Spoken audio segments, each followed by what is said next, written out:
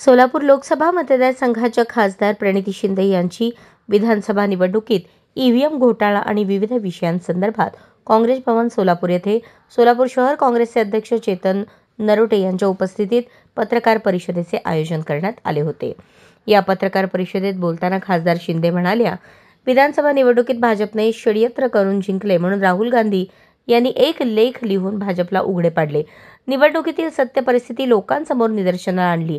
निवडणूक आयोगाने जाब विचारला असता निवडणूक आयोगाने त्याचे उत्तर न देता याचे उत्तर भाजपवाले आणि मुख्यमंत्री फडणवीस हे फसवे आकडेवारी देत उत्तर देत आहेत। मतदानाच्या वेळेनंतर मतदानाची आकडेवारी कशी वाढली याचे उत्तर देत नाहीत। सीसीटीव्ही फुटेज विचारले असता नरेंद्र मोदींनी कायदाच बदलून टाकला आणि सीसीटीव्ही फुटेज देता येत नाही म्हणून सांगितले। त्यामुळे फडणवीसांनी निवडणूक आयोगाची वकिली करू नये। महायुती सरकारच्या अपयशी कारभारामुळे जनतेचे हाल होत आहेत, त्याकडे लक्ष द्यावे असा टोला लगावला। सोलापूर शहरात गेल्या 12 वर्षांपूर्वी विमानसेवा ही सुरू होती। भाजपच्या काळात ती बंद पडली।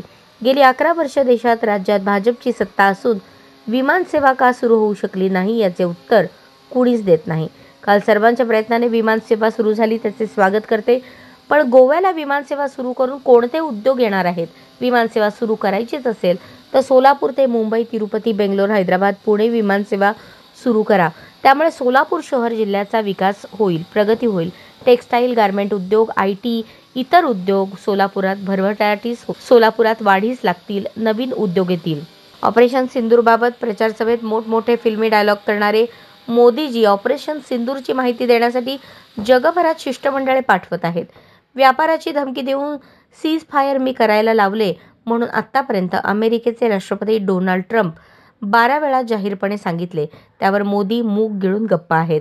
यामुळे सैन्य दलाचे मनोबल हे कमकुवत होत आहे। जनतेची आणि विरोधी पक्षाची मागणी आहे की संसदेत येऊन देशातल्या लोकांना याची माहिती द्यावी। ते येत नाहीत आणि माहिती देत नाहीत। भारताचा विजय का घोषित केला नाही? त्यामुळे आम्ही ऑपरेशन सिंदूर संदर्भात विशेष अधिवेशनाची मागणी करणार आहोत। यावेळी शहराध्यक्ष चेतन नरोटे यांनी पत्रकारांशी बोलताना सांगितले, विधानसभा निवडणुकीत संध्याकाळी 6 नंतर 76 लाख मतदान झाले अशी कबुली निवडणूक आयोगाने दिली। ईव्हीएम घोटाळ्याप्रमाणे हाही एक घोटाळा आहे। आगामी स्थानिक स्वराज्य संस्थेच्या निवडणुकीत ही परिस्थिती पुन्हा होऊ नये याची दक्षता निवडणूक आयोगाने घ्यावी। या पत्रकार परिषदेत सोलापूर शहर काँग्रेस अध्यक्ष चेतन नरोटे, प्रदेश सरचिटणीस माजी महापौर संजय हेमगड्डी, विनोद भोसले, प्रवीण निकाळजे, परवीन इनामदार, अनुराधा काटकर, कार्याध्यक्ष मनोज येलगुलवार, प्रदेश चिटणीस शकील मौलवी, महिला अध्यक्षा प्रमिला तुपलामेटे, युवक अध्यक्ष गणेश डोंगरे, वाहिद विजापुरे, देवाभाऊ गायकवाड, तिरुपती पंडला, बाबूराव मेत्रे, VJNT अध्यक्ष युवराज जाधव, दिनेश मेत्रे, सुभाष वाघमारे, भीमराव शिंदे यांच्यासह इतर पदाधिकारी उपस्थित होते।